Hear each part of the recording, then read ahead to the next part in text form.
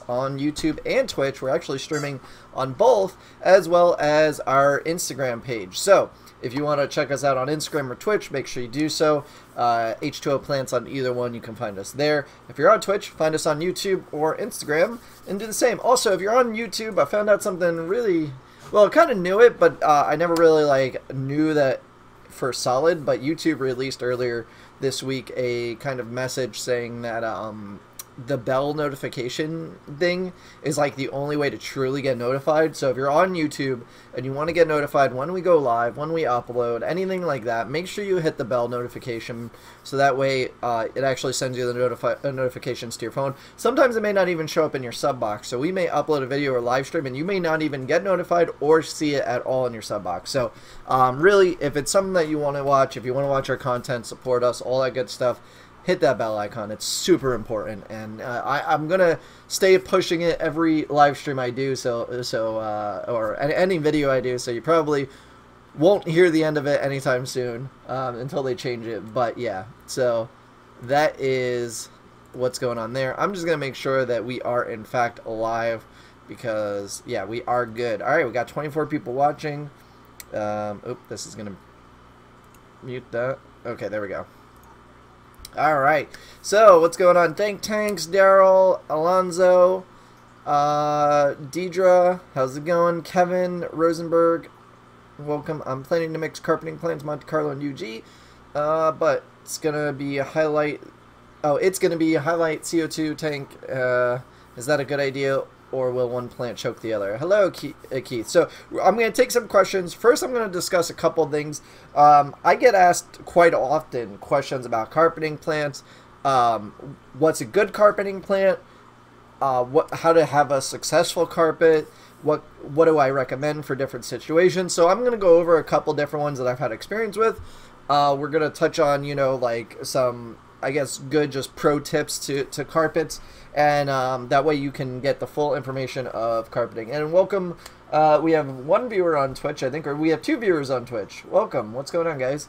Definitely make sure you drop comments. I'm going to be watching both chats, both on YouTube and Twitch, so feel free to leave your questions for carpeting plants down below. But let's just go into a couple different carpeting plants. I'm going to do a more in-depth, edited video of this, but I figured it'd be a good live stream topic because I get the questions so often, especially on Instagram, and I figured it'd just be a good topic to go over. So let's start with what carpeting plants actually are. So they're a plant that's going to spread out over the course of your substrate in your tank. So you need substrate. You cannot have a carpet without substrate, because if it has nothing to adhere to, nothing for the roots to grow into, it just won't work. So you need some sort of substrate. You can grow a carpet in sand, you could grow a carpet in gravel, you could grow a carpet in any of the planted tank substrates. So the substrate really doesn't necessarily matter. However, if you do use sand, most of the time you're not going to want to use a sand that is all one grain size that can compact very easily. You'll want to use something that has multiple grain sizes, that's more of a coarse type sand, and that way the roots don't get suffocated. That's just in general for plants, but particular for carpets, because you're going to have so much root growth, you want them to be able to get down and really spread out. So don't do a compacting sand substrate, especially if you want to do a carpet. But if you do sand or gravel, you're going to need root tabs. Plants overall need nutrients at the roots, so make sure you use root tabs under the substrate where you want your carpet to grow. It's highly important, because as the plant grows and sends out its runners or vines, it's actually, the roots look for nutrients. The roots are super intelligent in plants. They can smell nutrients. Think of their roots as their 5 senses, like taste, touch, sight, smell, everything. They can taste nutrients. So it's highly important that you have nutrients for the roots. So for carpeting plants, usually people say, oh, you need CO2 or you need high light. That's just not the case. You do need somewhat of a decent light for most of them, but there are several plants that don't need incredibly high light. So you got a couple different carpeting plants. You have actually, there's more than a couple. There's a bunch of them. There's a lot of harder to keep ones that we're not really going to go over. I'm going to kind of touch on the beginner spectrum of this, and maybe I'll do a follow-up live stream for high-tech carpeting plants. But pretty much it goes, there's probably about 5 of them that people recommend or that I see recommended a lot. I have 2 that I really recommend that I like a lot, but there's a couple others. So let's go through it. So one that I see often recommended is Microsword, or I think it's called Liliopsis bracilis, or I might be saying that incorrectly, but they say that that's a pretty good carpeting plant for low to medium light, no CO2.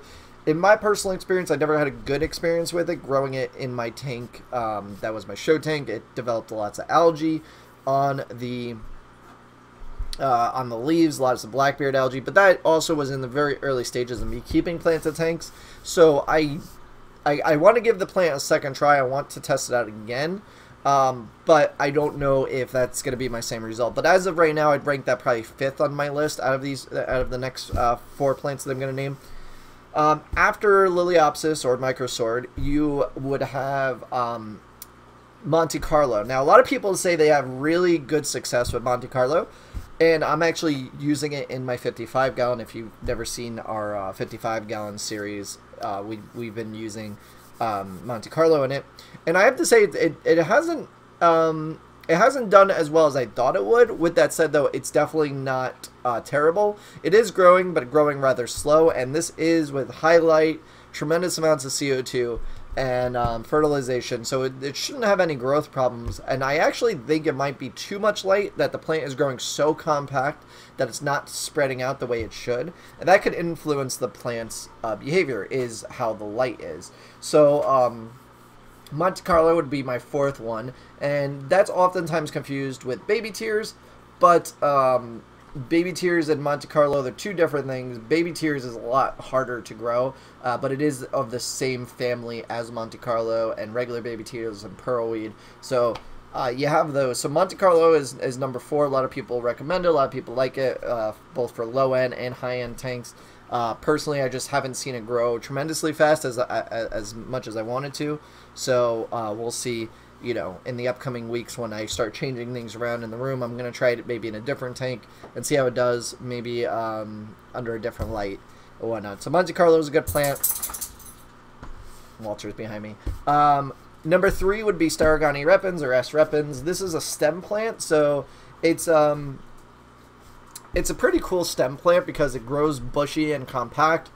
Typically, you won't see it get more than 3 or 4 inches tall, and that's really on the high end. Typically, it's a 1 to 2 inch, so it stays really short. What's nice about it is because it's a carpeting plant, when you trim the top off, it's going to spread and it have more side shoots, so it creates even a more bushy carpet, and then you plant the trimmings that you trim. And that overall I've had really good success with, both in low-tech and high-tech. It's done rather well. It does have this weird stage that I've had happen to me a couple times. If you don't stay on top of trimming it, eventually what it does is it actually starts killing the leaves underneath it. I mean, that's with really any plant that doesn't get trimmed, but more often than not, I was losing a lot of the leaves, and then stuff would grow back, so it would be a bare stem. And I attribute that to probably not trimming it as often as I should. So just beware if you have S. repens carpet. I would say trim often. If you run out of space to replant, sell the tops, and that would be good. So we have a question that came in through a super chat, so I want to get to that before I miss that, and you know, try and segment it. I don't know, into this. How difficult is use and maintaining a carpet of Staurogyne repens or baby tears, essentially? So perfect. So we're talking about Staurogyne repens. So Staurogyne repens is one of the easier ones. The reason being is it doesn't grow incredibly fast, which is both a good and a bad thing. So there's some cons and some pros to that. With me now, being that I have so many tanks, I don't like fast-growing plants. Like, I like them to sell, because if I have a fast-growing plant that is uncommon in the hobby, like, meaning I can't buy it from a supplier that it's solely based on hobbyists that have it. Oh, and Eduardo, thank you for the super chat, by the way. I think I forgot to say that. So thank you so much. So I like slower growing plants when I do my own personal tanks, because it allows me not to have to maintain them a whole lot, because they're going to grow really slowly, and then I only have to trim every once in a while. I've had tanks where plants grow so fast, and that's because I'm running CO2, I'm running intense light, I have lots of nutrients, so things just grow incredibly fast. And it's just it's better to have slower growing plants. So Staurogyne repens to me is a really good carpeting plant. Hey, doggies, stop it. But what you would want to do is, if you want to get the carpet growing quickly right off the bat, you're going to want to get a lot of it. Hey, knock it off. Them behind me. You can't see them because they're whatever. Hey, go lay down. Damn honey. So trimming the plants often and starting with a lot of them is going to be good, because you're going to get you're going to be able to propagate them out and make a bunch of different plants. And what I would do is definitely spread them out. Don't put them too close to each other. And that goes with really any carpeting plant.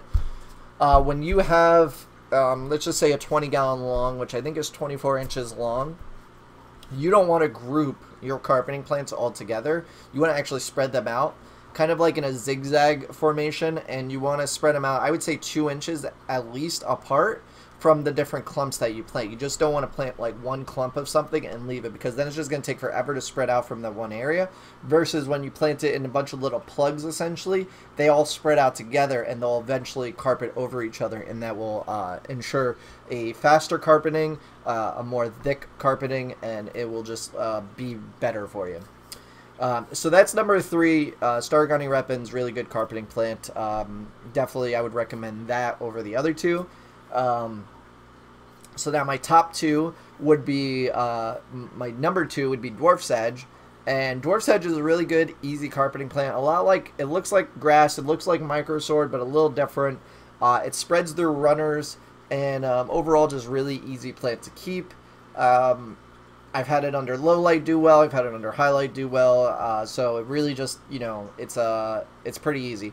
What you do want to do with it, though, is if you do have Staurogyne dwarf sedge, you want to plant them and kind of leave them be, because they spread through runners, and when you disrupt the plant that grows through runners, what happens is you mess up its whole growing, its whole production of baby plants, because when you move it from one place to another, it's like, hey, what just happened? And then it may not think that it's safe to put down baby plants. So what it does is it takes its time to reestablish its root system, and then once it's got a good footing, then it'll spread out baby plants.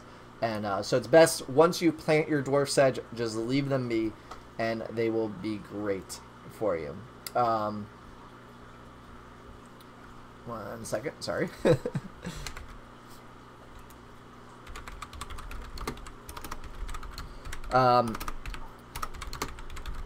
Okay, so dwarf sedge, really easy beginner plant for carpeting.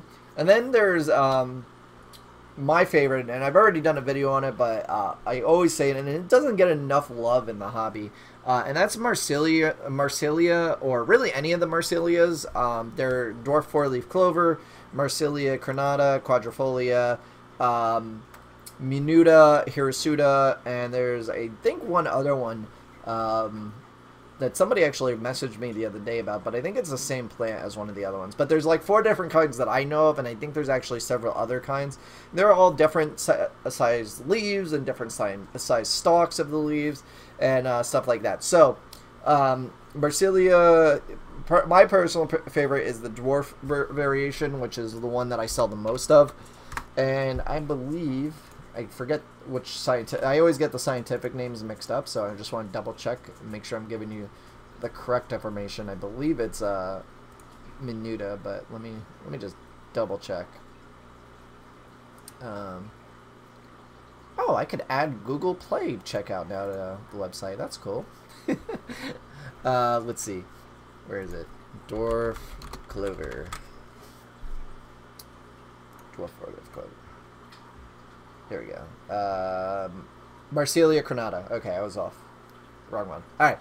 Yeah, so that one is my favorite carpeting plant. Just super easy. I literally had it in my 55-gallon tank where it was completely covered in floating plants. There was barely any light getting down to it, and it still grew fantastically. So, I definitely Very much like it, and I think it's a great plant for anybody. So those are the top 5 carpeting plants that I enjoy. There's some more, a little bit about them.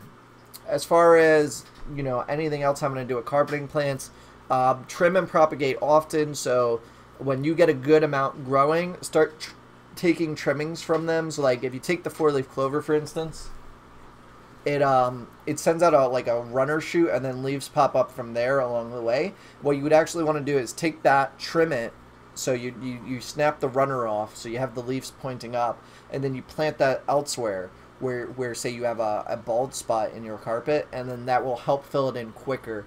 And you probably want to do that every week or 2, depending on how fast it's growing. So if you have a really fast growing carpeting plant, you could do it much more sooner than you would if it was growing really slowly. And that would just help fill it in. As well as with any of them, make sure you spread them out, like I said, with Staurogyne repens or whichever one it was. You want to spread them out in like a zigzag pattern, and like 1 to 2 inches apart, or maybe more, just to get good coverage to start with, and then allow them to fill in. And trim often on the ones that need to be trimmed. So like Monte Carlo needs to be trimmed often. Staurogyne repens needs to be trimmed often. The other ones really don't need to be. Dwarf 4-leaf clover, you don't actually have to trim it at all, because the leaves only get to a certain height, and you actually hurt the plant by trimming it. Dwarf sedge, you can trim it, but you don't want to trim it across. You actually want to snip the leaves down by the base of the plant. So that's a bit trickier with it. You would overall just plant dwarf sedge and just let it do its thing. You don't want to actually trim that one. And then microsort, same thing. You wouldn't want to trim it. That's really the gist of those. We're gonna start looking at the chat here, as I see a ton of questions piling in, so thank you for all the questions, guys. I really appreciate it.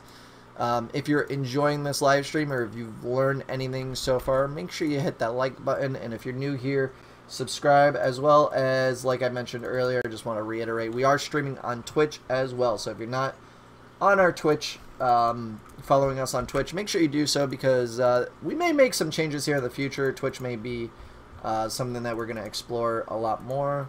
Oh, nope. How do I... There we go.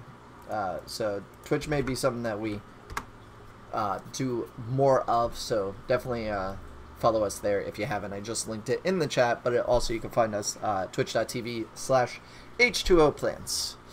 Alright, so let's get to the first question that comes back. I read it in the beginning, but I'll reread it. 002, I'm planning to mix carpeting plants, Monte Carlo and UG, or what is it? Alternia gramifolia or something like that. I'm gonna butcher that. It's gonna be highlight and CO2 in the tank. Is it a good idea, or will one plant choke out the other plant? So when it comes to Monte Carlo and UG, I would say I wouldn't do both of those. The reason being, they're both creeping plants, and they will spread into each other, and they're really hard to control. So if you don't mind them mixing, that's fine, but what's going to happen is one will outcompete the other eventually for space, and most likely wipe it out, or you'll have some little patches here and there. Some plants, pretty much the most of the carpeting plants, you really don't want to mix. The only plant that I would say that would really stand up to being mixed is going to be dwarf sedge and Staurogyne repens, just because of the way they grow. The rest of them, well, 4-leaf clover might be able to stand up to being mixed with something else also. But the Staurogyne repens and dwarf sedge definitely. But UG, Monte Carlo, microsword, dwarf 4-leaf clover, baby tears, all these plants that produce like runners and spread out that way, they'll just take over. So you only want to really use one. And what I would do is, honestly, I mean, if you're just starting your tank and you're like gonna see what works the best, then maybe get one of each and see which works best for you. And if you realized, hey, the UG is not growing really at all, but the Monte Carlo is taking off, pull the UG out, maybe get more Monte Carlo and just spread it out, and that would be your carpet. Because some carpeting plants are just difficult in certain tanks to grow. So it really depends. And UG particularly is a really difficult carpeting plant in general to grow. I've tried it. It died on me. I have some now growing back. I'm trying to actually get my own carpet to grow so that way I can actually sell full patches of it just out of the tank. But we'll see how that goes. Let's see.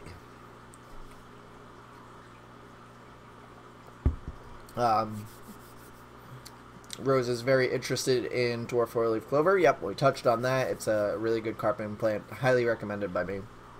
What's up, Patricia? How's it going? How many portions of Monte Carlo would you buy to start a 33 long? Well, 33 long is 4 feet long, so it's a really long tank. It's the same size as the 55, and I think it's almost the same front to back dimensions, which I believe is 12 or 14 inches, something like that. So it's, you know, it's pretty narrow front to back. If you're going for like half the tank being carpeted, if you go with pots of Monte Carlo, I would say maybe I'd figure a pot for every 6 inches. So that's how I would do it in my mind. You want to plant heavy in the beginning. I know, like, you're gonna say, oh well, you know, that's 8 pots of it at whatever Monte Carlo costs. Let's just say $8 to $10. So that's like $80 a Monte Carlo. I mean, yeah, that's a lot. You could probably get away with using half of that and just divide them in half and then spread them out a bit more. It will take a bit longer to fill in, but if you don't mind waiting, you have that option. But I would say at least 1 portion per 6 inches, unless you don't mind waiting, and then you could, you know, do one maybe every foot, but it's going to take a while to fill in. So if you don't mind waiting, go for it. Talking too much, Justin. Back to the point. Just got my Subwasker tank from you, and it's fantastic. Thank you. You're welcome, Mr. D. Hey there, handsome. Are the plants sleeping tonight? Thank you, Greg Jones. Pop it in here. Yeah, the plants are doing great. We actually cleaned a couple tanks yesterday, which we've been, you know, because of the whole incident with Nova and, you know, the snowstorm and everything else that's been going on over here. We really haven't been able to get to our cleaning of the tanks, so they've been looking a little sloppy, but this tank right behind me here is doing great. We just cleaned the one next to it. We actually have to clean the, well, actually we cleaned that the other day, but it's still not, there's some floating plants. I want to clean it a bit more, and then the bottom tanks we have to do also. So overall, looking good. Why is it that some of my stem plants aren't growing at the top where they were cut at? That could just take some time. Sometimes plants, if they're not rooted properly, won't actually send out side shoots like I was talking about earlier. They really need to, you know, have proper environment and be well established to start sending out side shoots, but typically they will. And they're not going to send it out of the very top of the plant, typically. They're going to send it out of a node, and a node is right above where the leaves are on a stem plant. So when you have the branching out leaves, right above those is where the node is, like literally where the leaf meets the stem. That's where new ones will bud out of. And yeah. Can you use peat? You could probably get away with peat. I've never done it, so I don't want to, you know, tell you yeah for sure. But I've seen people, I've heard of people growing with peat, so it's great. Maritza says, how is Nova doing? Nova is doing fantastic. Thank you for asking. She's doing a lot better actually this week. Her whole face is almost back to normal 100%. So doing really good. Let's see how. Let's see. Yeah, like lighting also affects how moss grows too. It does. Lighting is a super important factor when growing plants. Like, it is one of the biggest drivers of plant growth, and if you don't have a good light, you will not have good plants. And it doesn't matter how much nutrients, how much substrate, how much CO2 you throw out it, you need a decent light. Now, it doesn't need to be super fancy, doesn't need to be, you know, the top of the line, but it needs to be something that gives off enough light radiation to grow plants. I just keep seeing people ask, you know, about like, oh, you know, my plants aren't doing well, I'm dosing nutrients, and I like to attribute it to, like, if you were building a house, right, or building a building, the fertilizer is all the building materials, but the light is all the workers that are going to put it together. The building is not going to build itself. and the plant is not going to grow itself without a good light, so you need that. So good light will definitely help.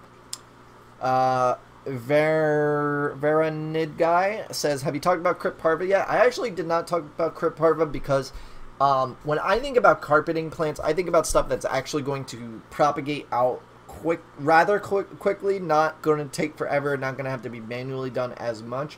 Crypt Parva can be carpeted out, but it will take a tremendous long time, and like, you would need all the patience in the world to do a Crypt Parva carpet. And if somebody's done it out there, I would, one, message me, because I would love to see this tank with a Crypt Parva carpet. And like, if it's fully filled in, that would just be awesome. And two, if you're close enough, or if it's reasonable enough, I would love to actually come out and like film it, or even just have you send me videos of it for us to talk about a Crypt Parva carpet, because it is not easy. It is not easy. That plant does not grow fast at all, and it doesn't shoot up new leaves fast, and it does not it does not propagate out entirely easy. It is a crypt. Crypts grow extremely slow typically.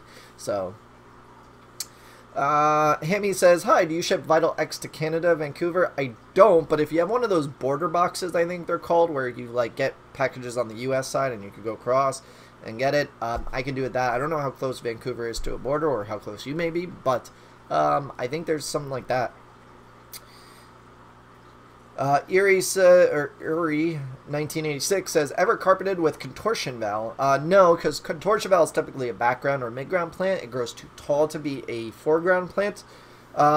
I mean, you could probably get away with it and just keep it trimmed quite often, but it seems counterproductive. But I guess it could be done. It's much like dwarf sedge, where it will produce runners, and it does actually send out tons of runners, so to fill in rather quickly. But you'd be trimming the plants in the improper way and damaging the leaves to maintain a carpet of it. How about Lobelia carnalis?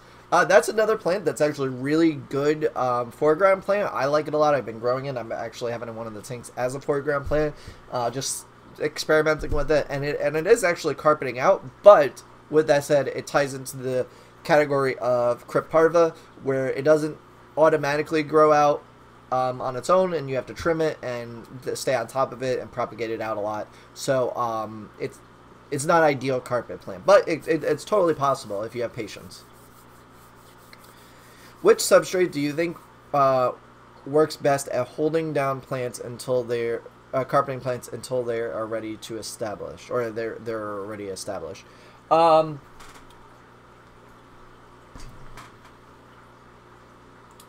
Honestly, I'm gonna say Seachem fluorite, just because it's not the sand, the regular Seachem fluorite black.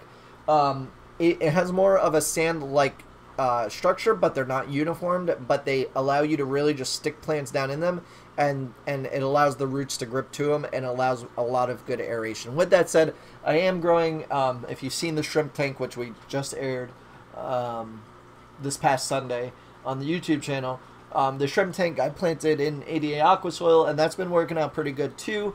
But it was a little, like, the Seachem fluorite was definitely easier to plant in, but I think the ADA aqua soil is going to be better in the long run. So, either one of those will probably work. If you have a really big tank, though, I would maybe go with just Seachem fluorite, because it's going to be a bit cheaper. If you have a small tank, there's no reason, get like ADA or Tropica aqua soil. Spend the money, well worth it. Let's see, Jenny says, my 4-leaf clover is dying and browning for some reason, not growing like when I first got it. They're so small now. So Jenny, that's actually what the plant is supposed to do. So typically when we bring in the plant, it's grown immersed. It's grown up out of the water, because it's actually considered, it's completely submergible, but it's also like a bog plant. So you would see it in like a wet, swampy area in nature. And you know, the leaves are, let's just say, this big typically, but when it's submerged, they're like this tall, and they're super tiny, and that's actually how it's supposed to be. So you're going to lose all that big leaf growth that's at the top of it, because we only start partially converting them. If you go on our website, h2oplants.com, look at the picture we have up there, and you can actually see little tiny strands coming out with little leaves. That's what it's supposed to look like. The big tall leaves are going to melt away eventually. So you're actually doing great if they're sending out those little leaves. They should be fine. Yeah, mine all died, says BZ. I don't know what plant that's in reference to. Maybe you can comment down below. Does dwarf sedge do good in regular gravel and no CO2? It certainly can, but root tabs. You need root tabs. What's good lighting? It depends on the size of the tank.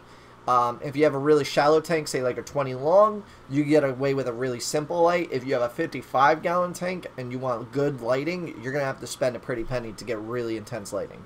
So it really depends on the tank. It's a question that I can't give a universal answer to.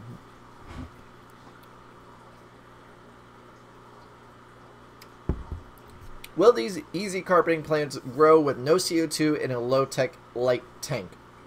For the most part, yes. The only one that I've never tried is going to be... I haven't tried Monte Carlo in low-tech, and I haven't tried Microsword in super low-tech.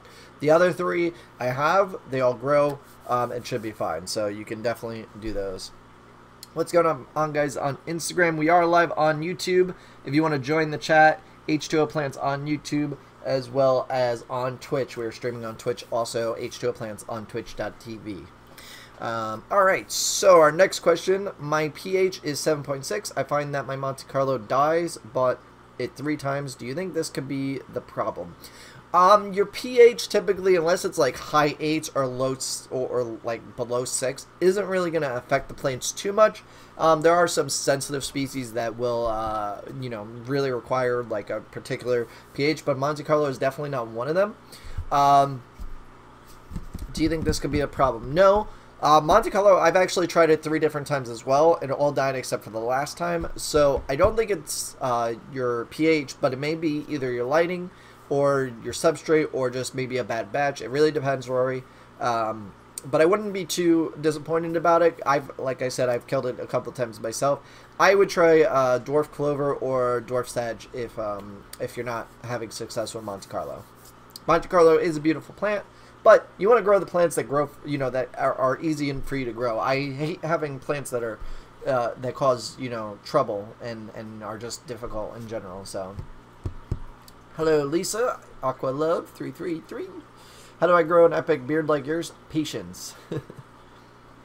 My Bulbitis has blackbeard algae. Please help. No, really. How do I get rid of? How do I rid my plants of blackbeard algae? Well, you're gonna want to figure out first what the blackbeard algae is being caused by. Whether that's high organics in your water column, which means you haven't been doing water changes. You might have a lot of dying plant matter. That's, you know, plants shedding their leaves. A lot of buildup. Clean out the tank. Clean the filter. It may also be CO2 if you have CO2 running. Blackbeard algae is normally also found on outflows of filters, in which case you would want to lessen your flow if possible. Clean your filters thoroughly. Not like, you know, sterilizing them, but clean out, you know, the gunk that's in there. Rinse, you know, get it out, dunk it in fresh tank water so you clear out all that debris, and that will really help. And then use hydrogen peroxide or H2O2 to spot treat where you see the BBA. If the plants are really affected by it and Bulbitis couldn't stand it, you could actually take it and dunk it in a thing of hydrogen peroxide, and that will help also eliminate it. But I find spot treating to be the best because you're not overdoing it, and it's just enough to get rid of it. We're going to be doing a full video, actually tomorrow, not tomorrow's. A future quick tip video that I do on Thursdays will be about blackbeard algae. I just have to wait to film the second half of it. I already got the first half filmed. There is a different name for Eriocolin compressum because it is very hard to get some online. Oh, I don't know about that plant. I've never actually... I know what Eriocolin is. I've never heard of the compressum. Dry start method is the best way to start a carpet if you're not running CO2, correct? Yes and no. So if you're not running CO2 and you do a dry start method, your plants are going to melt back a lot. The reason being is they go from having, you know, tons of CO2 in the air that they're able to absorb and grow quickly, and then you're going to flood them, and there's going to be a real lack of CO2. So you're going to see a significant die-off when you do that. With that said, it may get you, you know, your whole carpet filled out, and you'll have little bits that are going to die, but it may work out to be a positive result at the end of it. Is quick growth necessarily better than slow, steady growth? It depends on the plant. each plant has a different growth speed. There's plants that put up one leaf a week, and there's a plant that'll grow 3 inches in a day. So it really depends on the plant. It all comes down to what you're trying to do, and as long as the plant's color looks good and it's growing, it's usually healthy. So, do you have any Christmas moss? I think we have regular Christmas moss. I actually have to check after the live stream and update the website with everything we have. So we'll see. Let's see. How bright does the light need to be for Marsilea crenata to thrive in a 14-inch tall tank? They aren't doing well in my 10-gallon. Not that bright at all. So if you're having issues, I don't know if this is before I explain what happens with them, but when you see the new tiny growth, that's what you're looking for. So, but miso, what is it? Miso shrimp. If you want, message me a picture on Instagram or Facebook, and I'll take a look at it and see, maybe I can help you out troubleshoot it. I was wondering you have ever put lily pads in a tank. Last week I added one to my goldfish tank and they loved it. So I haven't added particularly lilies, but I have added dwarf aquarium lily, red tiger lotus, and what's it called? Banana plants in my goldfish tank. They do love it. It's great for them. It resembles a pond environment, so you're fine with them. I just never particularly done a lily species myself. I want to start a 125-gallon biotope blackwater tetra tank soon. What would be a nice substrate for it? Looking for a natural look. We'll have some easy plants along the rocks and woods. I would do like a tan sand, maybe, like something that you would see in nature, or maybe like a gray sand. I wouldn't do anything like too flashy, like bright white or dark black. I would definitely do a whatchamacallit. Oh, why did that just happen? I would definitely do a plant that doesn't have that like die off, or that I'm sorry, like reading something. I wouldn't do a substrate that is too flashy. That's what I wouldn't do. Is there such a thing as too much light? Yeah, there is. What is the last Latin name of the four-leaf clover again? That would be Marsilea quadrifolia? That's what somebody said. Is that what I said? I don't remember. No, crenata is the dwarf. We have two variations. I prefer the crenata. It's a better one in my opinion. But we do have both. Gabon says, hey, just got here. Didn't see that you were live. Yeah, so there's actually an issue with YouTube. I'll just reiterate this. I'm sorry if you're watching this replay and I've already said this. But if you're just now joining us and you want to be like, you want to make sure you don't miss a live stream or you don't want to miss a video upload, hit the notification bell, because what happens is YouTube only notifies you, like you only get a notification on your phone if you hit the bell icon. If you're subscribed to us and you don't, say like periodically check to see when we upload a video, and because sometimes our upload schedule is a little bit off, they won't notify you, and sometimes the videos and live stream won't even show in your sub box. So, and I noticed this with Philip DeFranco too, and who's actually kind of shed light on this situation. But when he uploads a video, I get the notification because I have the bell clicked, because he's one of the YouTubers that I watch every single day, and the notification will come up on my phone. But when I go to my sub box, his video is not there. The other day, it literally happened to me, and I was trying to find it, and there's no way for me to find it. I literally had to go to my history, click on the video because I had started viewing it, but it exited out of the app by accident. That was the only way to find it again. So definitely hit that bell notification, or the bell icon, so you're notified. Any hints on plant pack this month, and when will the plant packs start repeating? The plant packs, I mean, as of right now, shouldn't repeat plants that I know of. With that said, I have to figure out between the next 2 days what we're getting in the next plant pack. It's most likely going to be a mix of plants. It's not going to be a theme like the other ones, like Crypts, Anubis, that kind of stuff. It'll be a mix of plants just because it's a little easier to do. But yeah.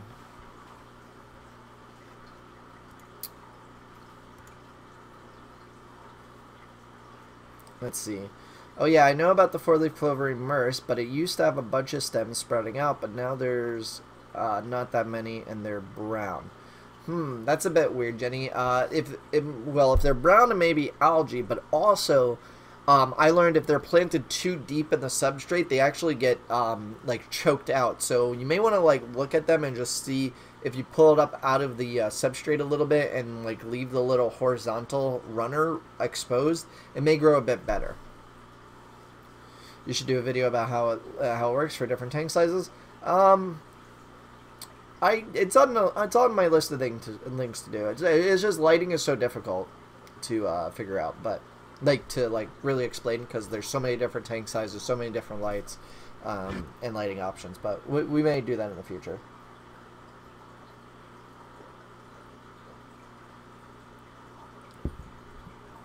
How often do you add root tabs in sand for beginner plants, i.e. Kambamba, Bacopa, and Contortion Valve?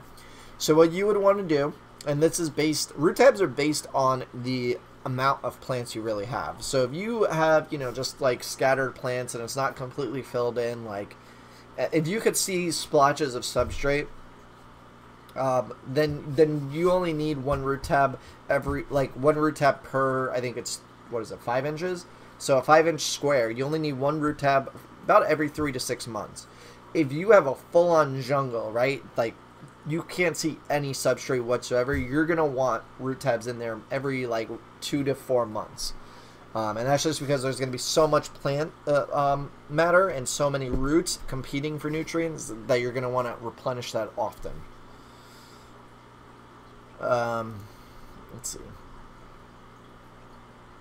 Welcome, Fishbowl. What's poppin', cat? How's it going? A ghost shrimp just messed up my beta fins. The shrimp is now gone. How can I fix this? I'm PMing you photos. Johnny, I personally I'm not probably the best person to be asking, but if I had to guess, you'll want to use something that heals fins. So I think what is it? I don't have it over here. It's over there. API stress coat repairs fin damage, I believe, and I think there's one other product you could also use. I'm not exactly sure of it, but simple Google search would definitely aid you in that. On Twitch, we have a question, so I'm going to answer Twitch since we're new to Twitch, and I'm trying to promote Twitch here, getting us higher in the rankings there. I'm going to answer Nutmeg Kitten's question. Would dwarf sedge work in a micro tank, like a two? I'm guessing a 2 to 5 gallon. I don't think that's a 0.5 gallon, 2.5 gallon. What I would do in a micro tank, I would do dwarf 4-leaf clover. It's really small. I would do Monte Carlo, possibly baby tears. If it's a shallow enough tank, really any light will work for that. So possibly baby tears. And if you really have the willpower, Crypt Parva is another good one for that. Okay. My pants are like cutting into me. They're a little too tight. Let's see. Oh, here's a great one. The name is Poop. Literally their username is Poop. How long after planting Glasso in a high-tech tank will they send runners? I spread my Glasso and planted each stem in 2 weeks ago. So far, it's been just growing upwards. So, Glasso is another plant that actually hasn't even been mentioned in this live stream yet. Glasso is a really, it's a good carpeting plant for like medium to high light tanks. I've never tried it in a low light environment.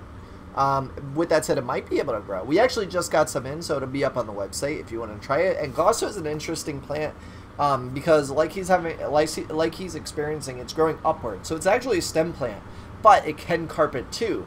It's kind of like Staurogyne repens, because Staurogyne repens is a stem plant and carpets out also. It sends out side shoots, so it's very similar. So with Glasso, if it's growing upward, you don't have enough light.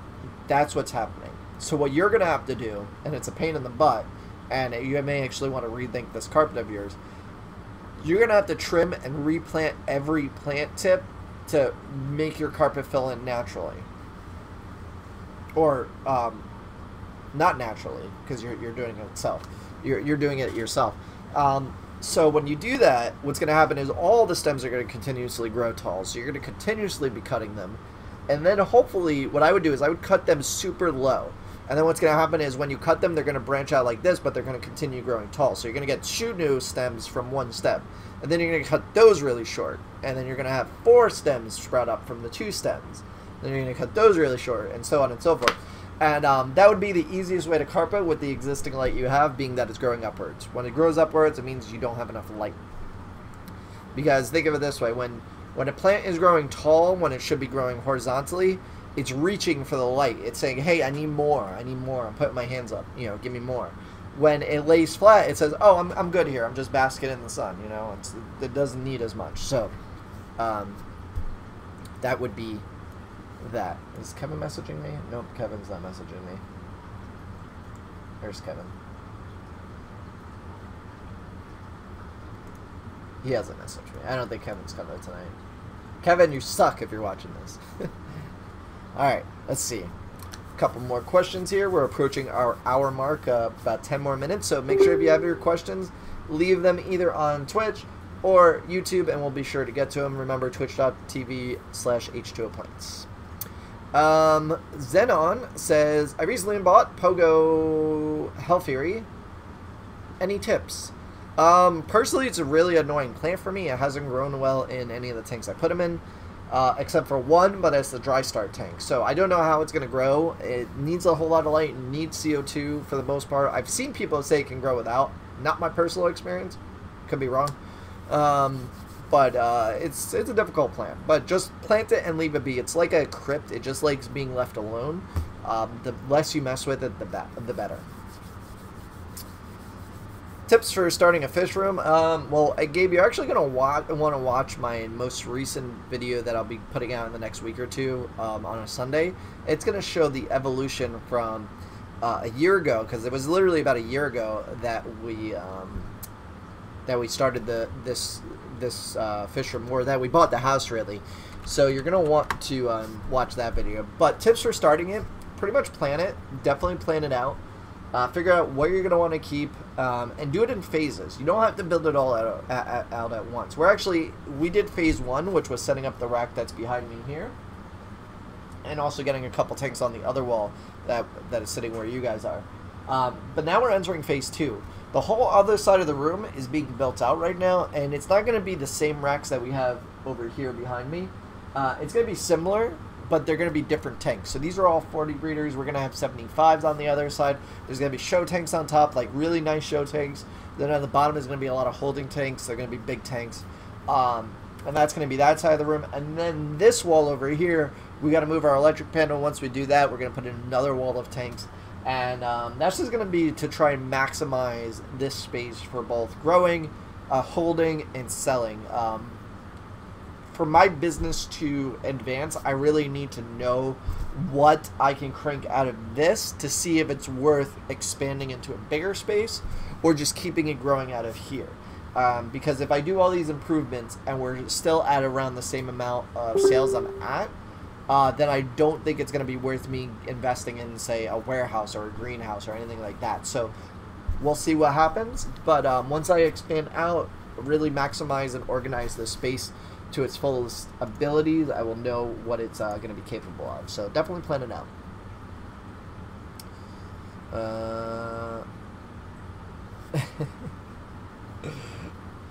Let's see.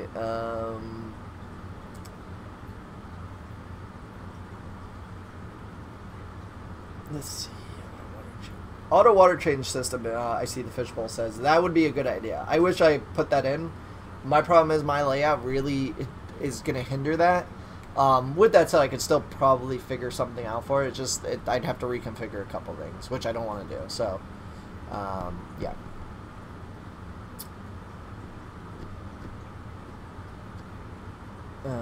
Any tips for keeping Marsilea hirsuta? Would it do well with medium, light, liquid carbon, black gravel, and root tabs?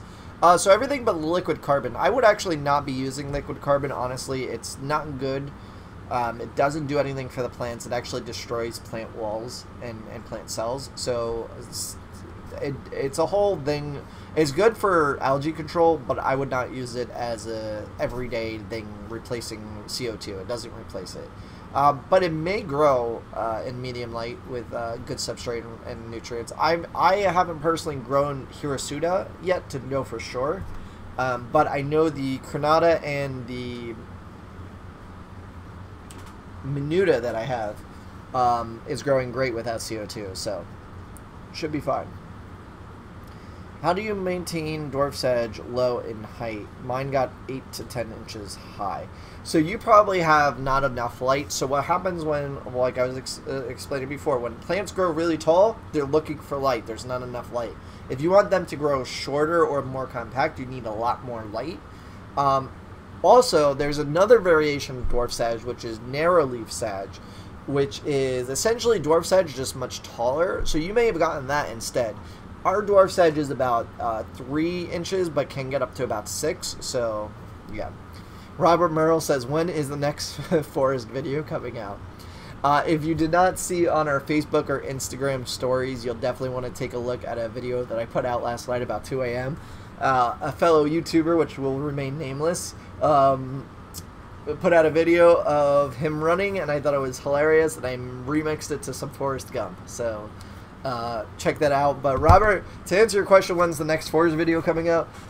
If he is in fact going to be doing more running intros, I have a couple more ideas, so I welcome the challenge.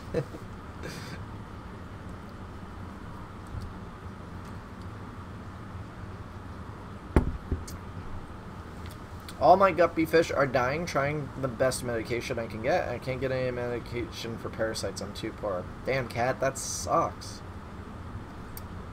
Maybe look on one of the, maybe look on one of the forums. Margaret's on Instagram, and she says, can you go to Subways? I'm hungry.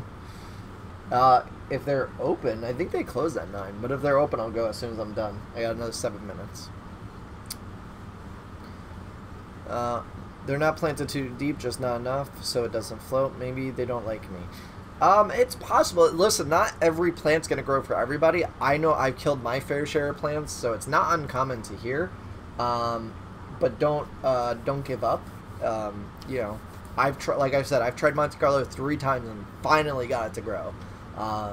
Nutmeg Kitten on Twitch says, Elating Hydropiper. I think that was a typo, or they were like copying and pasting maybe. That's a really difficult plant to grow, I believe.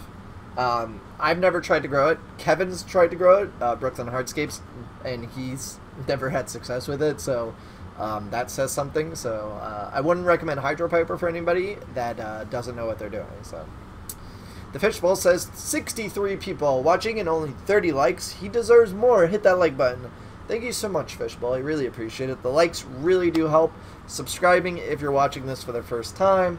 Anything like that, sharing the video really helps out. I really appreciate it. I'm trying to really, step up YouTube and Twitch and all these things, and, your support, other than buying stuff from me, if you can't buy anything, hitting the like button, sharing, subscribing, all that good stuff really shows that support and really helps out. Actually, would the Hydropiper work in a 3-gallon? Not unless you have really high light and CO2. It is a difficult plant. I would not recommend it. I need a plant pack for a jungle scape. What 5 plants would you use on jungle scaping for a 20-gallon long? So are you doing any hardscape, really, is the question. If you're doing a hardscape, then there's a couple plants in mind. But we also do have plant packages on the website. We have mystery boxes. I've said this before, but I'll just go over it again for any of you new viewers. We got mystery boxes for just general mystery boxes. You could leave the in the notes of the order what your tank is, what you're trying to do, and I'll try and best suit the plants for you. There are mystery boxes for stem plants, mystery boxes for betta fish, mystery boxes for shrimp tanks, cichlid tanks, goldfish tanks. There's a bunch of them. So they're all specifically oriented towards those packages. So yeah.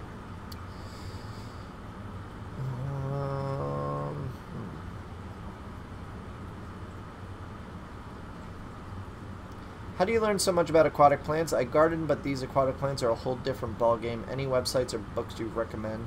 I mainly do it through both reading on the Facebook groups, reading other websites that are, you know, really like laced with information. I particularly research like specific plants, and then that opens it up to other information. Also, hands-on. Honestly, I've learned the most by just doing, and that's just how I learn best. Some people are, you know, they learn good through, you know, reading and stuff like that. I learn best hands-on. I see how a plant grows, I look at it, and then, hey, if something doesn't go right, I go online, I say, okay, well, this is what the plant did. Try and find somebody else that had a similar experience. Say, oh, okay, that's what it did. This is what they're saying they did, and that fixed it. And I go and I try that, and it either works or it doesn't work. If it doesn't work, I go back and I type in the same thing, and boom, there you go. So, what are good plants to put in with discus? So discus, you're running at a high temperature, which can affect most plants. I would say I would do like Java Fern and Anubis. Crypts, some crypts may work, and some stem plants like Ludwigias will probably work well. I've never done a discus tank or a high temperature, so I don't know. But my friend Eric, who has a discus tank, or used to have a discus tank, he may be in here and he may be able to help out. Martin says, stopped in to drop a like and catch a few minutes. Thanks for the stream. Have a good night. And about to get back to work. Thank you so much, Martin, for tuning in. I'm thinking of getting 2 75 gallons, 2 20 gallons, and 1 55. Do not get the 55. Get another 20. You'll feel better about yourself. Trust me. Greg Jones says, move to the MA. We can be warehouse buddies. I'd love that. One, your rents are probably way cheaper here. I mean, I don't know what they are there, but to get just a simple warehouse here was $1,200 a month, and that was 3,000 square feet, which actually isn't that bad from what I'm being told. But I recently looked into another property, and it's $7,000 a month. But the difference between that and the other space is that this space that I was looking at can be both a retail and a warehouse, so I'm able to do sales right out of it. Like, I could have people come, I could do like classes, workshops, and stuff like that. So it was an interesting idea, but $7,000 a month was just a bit too much for me right at the moment. So that's why I want to maximize this space so I could see what we could actually afford as far as a warehouse goes.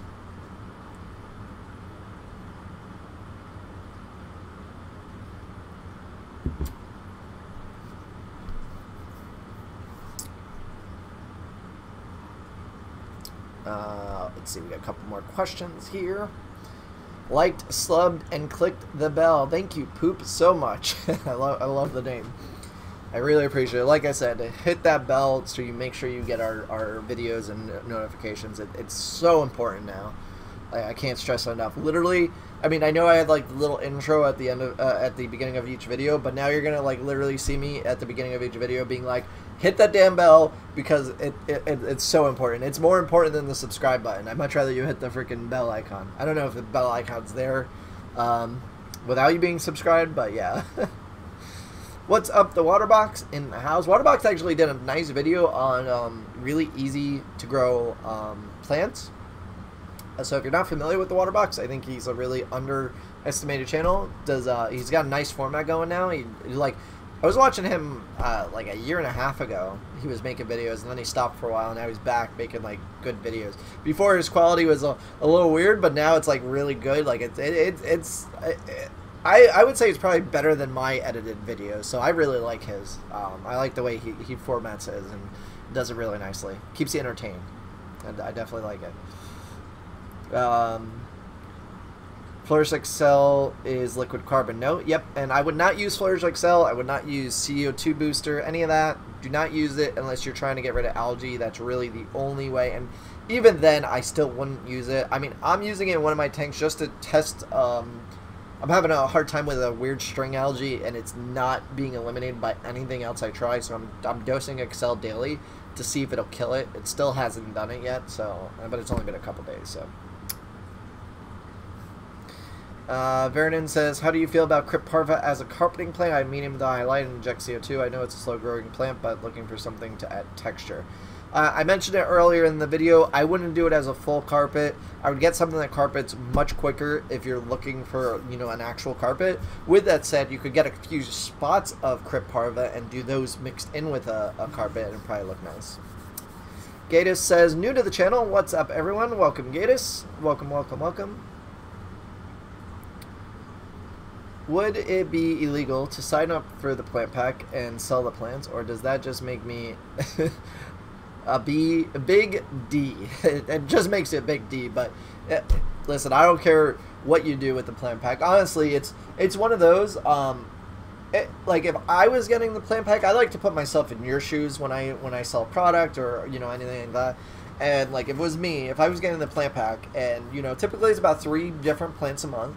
And if I got a plant that I didn't necessarily want or, you know, didn't have room for, I'd possibly try and sell it to, you know, another hobbyist or trade it in at a fish store or give it to a friend of mine, whatever it is, you know, because you get it for such a good price, like $30 shipped. So you're getting, typically the plants will range anywhere between $5 and $10, sometimes more, or you'll get, like, I try and make sure there's $30 worth of plants in there, like if you were to buy them.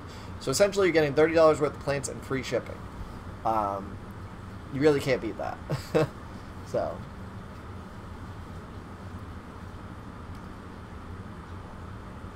Waterbox says, oh, hey, the plants came in for the office tank. They're great. Thanks for the vital as well. You're welcome, Waterbox. I was going to actually ask you if how they came in. I like to sometimes double check when my guys are packing, and I didn't double check your package. So I was like, oh no, please let everything be okay, because you never know.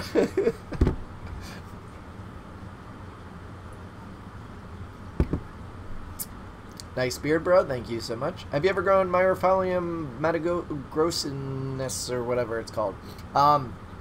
Yeah, and I think it died on me, but I'm gonna get it again because it's really cool looking. Thank you for the question, Elliot. Ordered some AR Mini from you, and I'm excited to try it out. Nice, thank you, Al. What is it, Alan? Wait, it scrolled up too fast. Alan, thank you. I have some microsword narrow leaf yellowing at the tips. Have the plant for 3 weeks. I run CO2, strong light, usual stuff, but doesn't seem to be getting worse nor doing better. It's actually probably adjusting to your aquarium. That's when it gets yellow tips, that leaf is gonna die. But just look for new growth, and it'll be small at first. Once the plant gets established, you'll see more predominant growth, but that's what's going to happen in the beginning. I have ocelot swords growing well in my discus tank. Well, there you go. Swords hold up well. Instead of the 55, should I get a 40? Yes. I want to do a peacock African cichlid in it. Oh, for African cichlids. Well, if you're doing a cichlid tank with no plants, you could do a 55. They're okay for that, but for planted tanks, absolutely not. They're horrible. And anybody that has them, I know you like your 55s. I don't like them. They have the worst footprint for doing an actual aquascape in. They're great because they're narrow, so they fit like anywhere, any house or apartment. But they're terrible for aquascaping. They're great for cichlids. Angelfish are a cichlid, but angelfish, discus. But if you're doing like a full planted tank, get something different. Do you ever use liquid CO2? Thoughts, pros, or cons? I mentioned that earlier. You have to sub first, then you can bell. Oh, okay. Ring that bell, that's right. How are your shrimp doing? The shrimp are actually doing phenomenal, and the water's cleared up so nicely. So things are doing great. The day after that video aired, I noticed one shrimp on its side, but then the next day, it wasn't there. So I don't know if one had got eaten or if two was molting. I think it was molting because I still saw it moving. It just was on its side. So I don't know. I think it molted though because I didn't see the shrimp laying there. It would have been dead. There's nothing in there to eat the shrimp other than other shrimp, but I don't think they would have consumed it that quickly.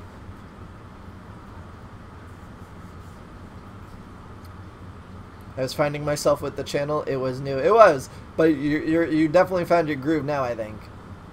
So, Florida breeder is good for that, but no good for long term. Just to grow out tank to point. Yeah, the 75 would be your like good cichlid tank, but Yeah, the water box is dope. Subscribed, hit that bell some time ago. Dude is legit. Yeah, he's really good. I like the water box. Oh, bunch more questions. Oh my god, alright.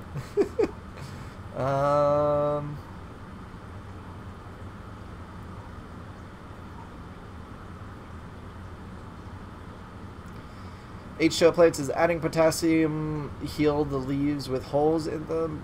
Or is it just new leaves will not have holes? So once a leaf comes up out of a plant, there's no way of healing it. Once it's damaged and you have new healthy growth, eliminate those old leaves. It's better for the plant. It's going to be healthier for it, and it's going to be less prone to issues in the future. Hey, from Cape Town, South Africa. What's going on? Why am I up? It's 3 a.m. in the morning. Damn. Well, welcome. Thank you for tuning in. Do you have more boost coming in? I just put up boost mix pots. I don't know if I'll have much more coming in anytime soon, but I put up these boost mix pots. It's 4 different boosts. There's a piece of each, so it's like 3 to 6 leaves each portion, and they're up on the website now, so you get 4 different kinds. I think I have 3 left, so pick them up while you can. It came in perfect. It freaked everyone in the office. You can ship plants, don't they die? I know. People always ask me that in my office too when I get plants. They're like, they don't die? And I'm like, no, they're good. As long as they don't get too cold or too hot. My wife tripped the first time I had plants and fish come in the mail. Do you sell powdered ferts?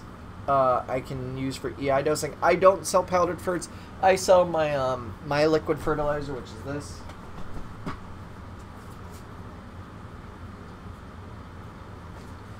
I have the dry ferts that I used to use. I still have actually tons of bags of them, but I don't really like them. They're just too much work. So I have my soft light is going to mess up the camera. There we go. Vital X here. This is for highlight plants or highlight planted tanks. So if you're using CO2, you want Vital X, and if you're using no CO2, regular Vital, you could use Vital X for both. Just use less in a non-CO2 tank. This is basically just a more concentrated version of this with a little extra added in here. Both work really good. I use the Vital X for every tank in here other than the goldfish tank. The goldfish tank gets regular Vital just because it's a weaker formula. There's not a whole lot of plant matter in there to use the nutrients, so I use that. I also sell Dwarf S, which if you have a shrimp tank, use that for because it's more safe for shrimp. These are both shrimp safe, but I want to give people the best possible chance for success. So I recommend getting the Thrive S over that if you have shrimp, because it's a weaker formula and less of a risk of you overdosing. These, there is a chance to overdose them and kill shrimp, but you literally have to use a lot. But I err on the side of caution. There may be a kid that has shrimp and whatever, and yeah. Hey, it's been more than 7 minutes. Are we over our time limit? Oh yeah, we are. Okay, so I'm gonna wrap this up, finish answering the questions here, and then I'm out of here. One of the 75 gallons is going to be planted. The other will be for a flower horn. All right, nice. What's the difference between Anubis pinto and variegated? They're very similar, just different leaf shapes and variegations. And I think one is pinto is more white than variegated. Do I need root tabs with Eco Complete? After some time, you need root tabs with any substrate. Everyone subscribe and smack that bell. Thank you. Later, Cat. Gotta go. Thanks for the help. Good to have you back on Water Change Wednesday. Thank you. Do rhizome plants grow better on wood than rocks?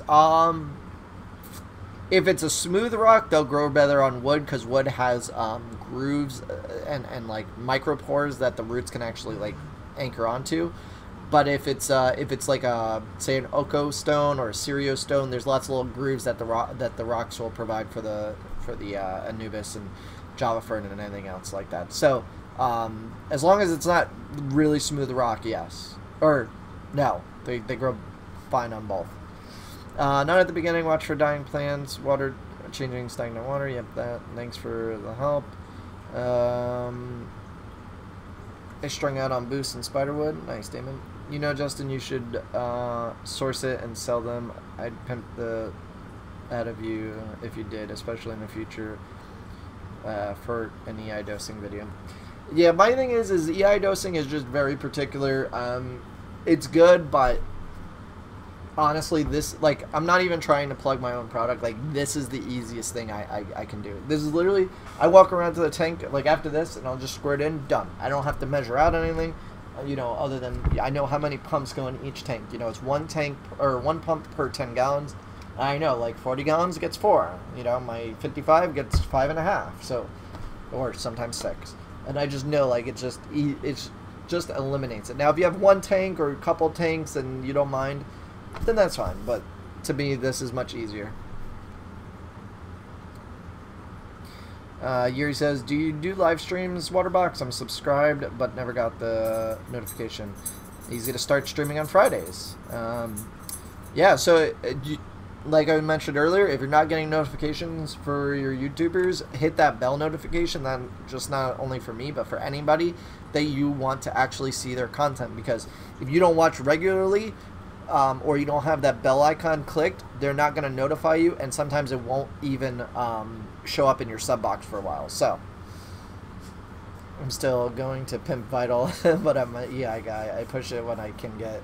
I hear you. I appreciate that. No, I asked for, you know, honest feedback and honest you know, opinions and reviews of stuff. I do, like I said, I find this easier to do than the EI dosing. While EI dosing is most in general better because you can control each element. If you're not one of those people that really care about that, this is fine. This I find is much easier when you have a lot of tanks like this. Is there such thing as adding too much root tabs? Yeah, you can overdose on nutrients and root tabs. Root tabs really won't do anything but cause maybe cloudy water or algae, like green spot algae and stuff like that. But you'll be fine. You really just less is more when it comes to it. It's okay to do it under than over. Alright, guys, but with that said, I'm going to wrap up this live stream. I want to thank you all for checking out. We got 57 viewers and 57 likes, but I'd like... Oh, and actually, we just jumped to 60. So, if you're just joining us, smash that like button. And if you're new here, make sure you hit the subscribe as well as the bell, like I said, like 4 times throughout this live stream. It is super important. Also, check us out on Twitch. We are now streaming on Twitch as well at twitch.tv/H2O Plants. And you can find us on Instagram. We are streaming there also. The website will be updated a little later on tonight with new inventory and new stuff like that. And I want to thank you all for watching. I will see you on the next one. So, have a great rest of your week. Later.